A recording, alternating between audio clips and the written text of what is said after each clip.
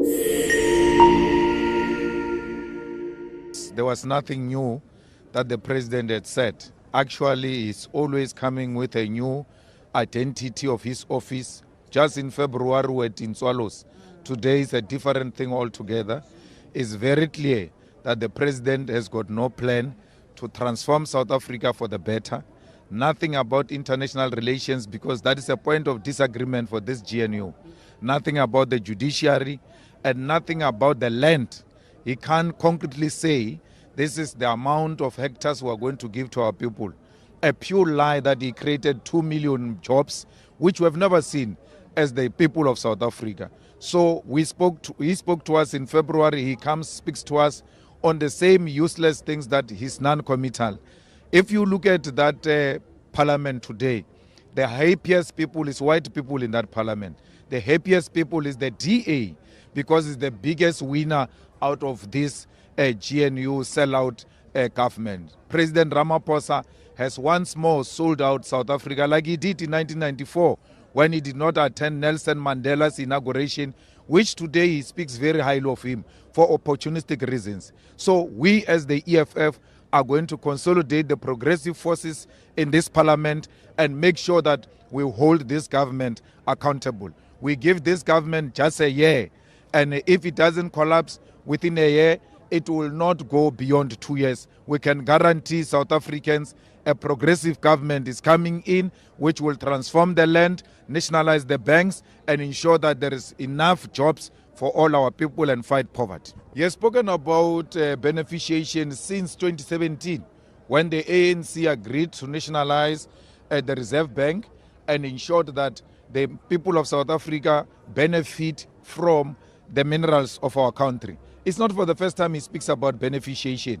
He is not going to be a part of people who are going to initiate beneficiation in South Africa, because exporting is to the benefit of his masters, and therefore he will never support beneficiation in the country. He's just speaking about it because he has been president for the past 5 years. He has been deputy president for the past 10 years.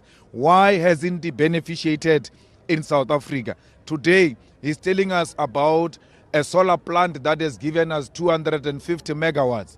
But just recently, we have just received 800 megawatts from Eskom.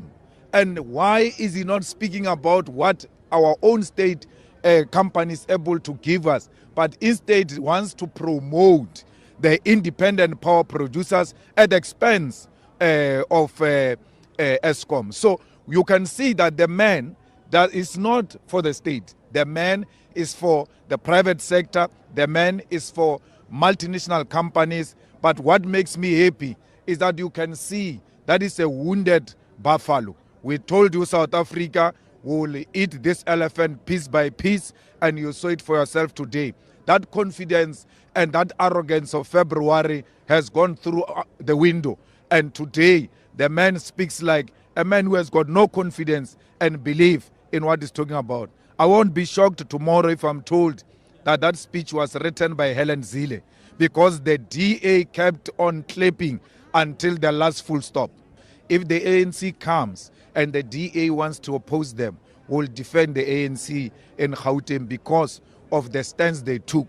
That was a brave stand. That was an act of defiance to this nonsensical neoliberal coalition led by the DA. This is not led by the ANC. Helen Zille is the crafter of everything that is happening here. So Gauteng said we are not going to be Makabane ka Helen Zille, and therefore refuse that and will support them, because that is a brave move. The ANC should have opted for minority government if it did not want to work with progressive forces. Instead, they decided to go in bed with reactionary forces